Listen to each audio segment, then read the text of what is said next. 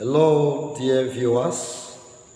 Today we bring you the live streaming of our Sabbath School quarterlies for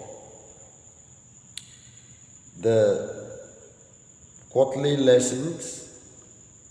This is the first lesson of the new quarter, which is the fourth quarter. All we shall be dealing with this time is present truth in Deuteronomy. The lesson is titled Preamble to Deuteronomy. Shall we pray? Father, we pray you open our eyes and help us to learn the lessons that are contained in this with their rich values. In Jesus' name I pray. Amen. Preamble to Deuteronomy.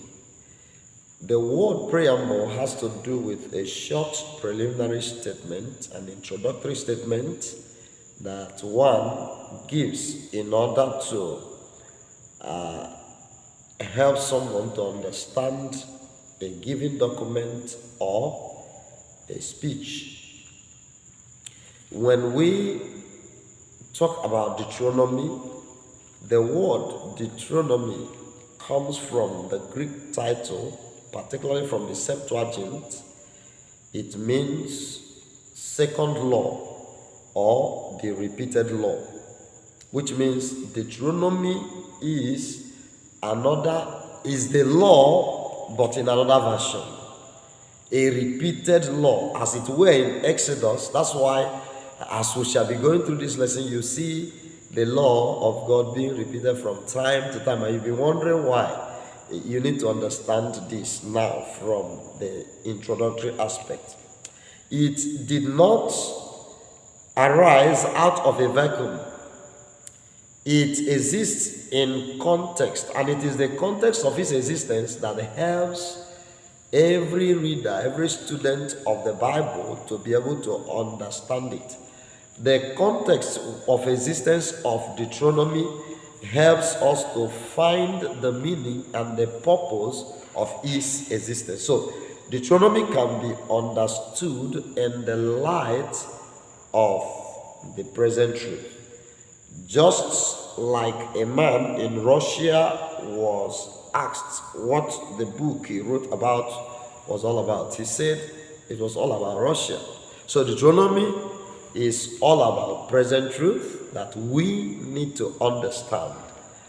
The Sunday lesson, love to be loved. The idea behind the saying, God is love, is deep and profound.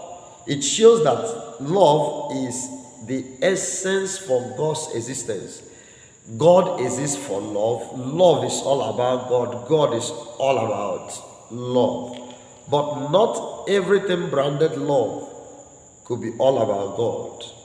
But the love we're talking of is in relationship with what God has been able to do for mankind from creation. So, as creators, we are not to comprehend what God's love is all about. We may not be able to comprehend it all because it is vast, it is deeper. However, to know that God is love is a very good news. When one understands that God is love, it brings good news. It makes the heart glad. If it is in terms, if it is written, God is hate, one could actually understand it from the display of the activities of God out of hatred. It could have been full of worry if you understand when we say God is hate. You'll be tensed up, and there are so many things that could keep you restless. But when we say God is love, it brings a mindset of peace, which means God is one you can actually feel free with, because one whom you love, you feel free with. So it shows that God's government is a reflection of love. The government of God is a reflection of love. Love permeates the cosmos Everything about the society, the world where we live, is all about love. They portray God's love. God loved us by giving us the earth to inhabit. He didn't just do that. He created mineral resources, everything that we need to survive here. God put them in place to make us comfortable. And so the Lord so loved us that He even gave also His only begotten Son. So everything about Him is love. We are to love God back. Love to be loved. So God has loved us. We are to love Him back. This love must be freely given to God and to any other mankind. God cannot force love on us because we are created free beings. He made us intelligent beings with the ability to love. So He doesn't force us to love Him. Neither does He force Himself to love us. Rather, He runs after us from time to time, even when we jilter as people who are trying to understand love all these years. So, yet, some didn't understand love when God has actually portrayed it in the way He did. Lucifer, as a being, was created to love, but he wanted more than necessary. That led to war in heaven. God loved us so that we can love Him back and love our fellow human beings back. That is where we can actually express and understand, express what love is all about, and understand whom our God is. The fall and the flood. The story of the discovery of the law of gravity by Isaac Newton. We see he discovered it by the fall of an apple. And that gave birth to the knowledge that the law of gravity is not just limited to the fall of apple.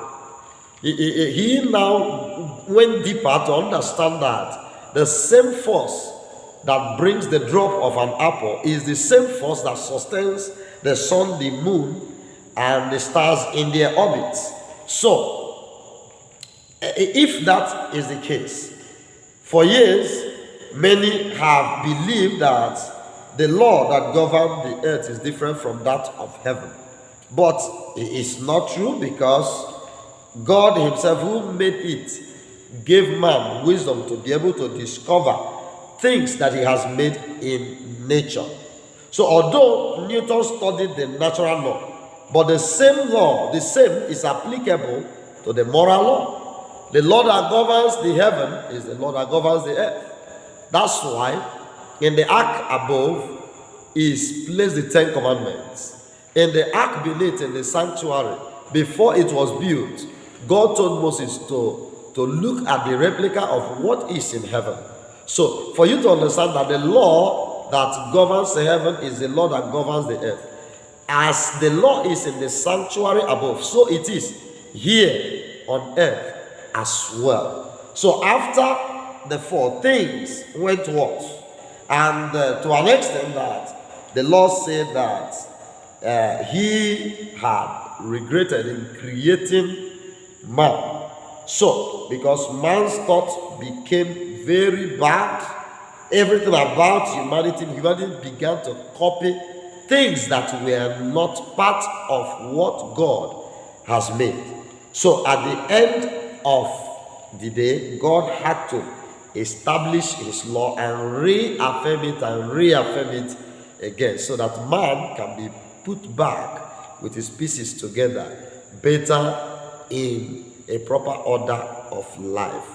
The call of Abraham. Abraham, from genealogy, came into picture in Genesis 11. Paul, in dealing with heresy among the Galatians, pointed back to the call of Abraham, showing that God's intent for mankind has always been full of grace in drawing man. Only those who have faith like that of Abraham are the sons of Abraham. God, seeing that the Gentiles would be justified by faith, preached the gospel of Abraham through Paul, so that we can truly understand that the seed of Abraham, who became dysfunctional in their attitude, yet God eventually fulfilled the promise that he made through them. And so it reached a crucial point where the call of Abraham got to Moses himself and then down to giving the law. So the call of Abraham, in a sense, means that everyone who has faith in God will actually fall in line of Abraham, who actually is the father of faith. In a world lacking general knowledge of truth, those who by faith of Abraham and by faith came to believe will also spread this truth. Remember, we're studying the present truth in Deuteronomy. The Lord called the children of Israel as the apple of his eyes. He called them out as a people that will go forth as the seed of Abraham to spread the gospel. He took them out of Egypt so that they can be a light to the nations around and spread the gospel of the plan of salvation and bring the knowledge of God into the world. Abraham was not just called for a useless purpose. He was called for a unique purpose whereby he was able to disseminate the gospel into the life of those who were around him. Where is the lesson? The covenant at Sinai. So, in application, before I move on, we are called to spread the gospel, spread the plan of salvation, teach accordingly, an appreciation that we are part of the Gentiles who have received the gospel by faith. Be a light where you are, no matter the place of your existence. Brother and sister watching me live, be a light where you are. The covenant at Sinai. The covenant at Sinai came when God had rescued them out of another nation.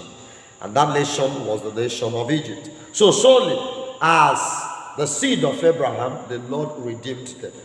A special people, simply not because of their righteousness, but simply because of grace the Lord bestowed upon them in order for them to come and spread the truth. Now remember, I want to remind you that the purpose why we are saved is for we to spread the gospel, to spread the truth, preach it out to every other one. Don't lose your purpose, don't lose your focus. And so God gave them stipulations, entered into covenant with them, gave them the 10 commandments, brought the altar sprinkled with blood, and then the children of Israel before this altar had to re-echo to Moses all that the Lord has said we would do. This you find in the scriptures. So after they might have made this promise firmly in affirmatives, they faltered. That is the Thursday lesson, apostasy and punishment. When they have entered into covenant with God and has told Moses all that the Lord has said we will do, at the end of the day, they faltered. What was their apostasy and the punishment? After saying all that the Lord has said we will do, it wasn't long they contradicted themselves simply by worshiping idol. So, though they were the chosen people, they entered into the covenant with the Lord freely. The call to obey was more legalistic that time, but yet they faltered. They fell severally at Sinai. Their fall became exposed, where they had encounter in apostasy of making the golden calf when they felt that Moses had stayed too long. So it is necessary and needful that we should be patient. You know, impatience is still the root of apostasy today. Check it out. Why would a Christian go to seek for solution when they worship idol? Impatience is the answer.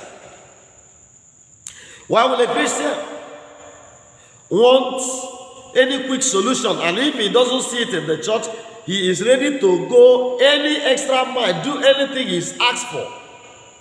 Impatience is the answer. You need to watch the habit of impatience in you. It has led to many worshiping idols. It has led many astray and far from their maker. And in the end, regret becomes the order of the day. And so the children of Israel, out of impatience, went into apostasy. And so, instead of their journey of entering into the promised land at once, they started wandering. That was their punishment. They wandered in the wilderness as a result of their disobedience, which come from their failure to trust in what God has said. Now listen to me.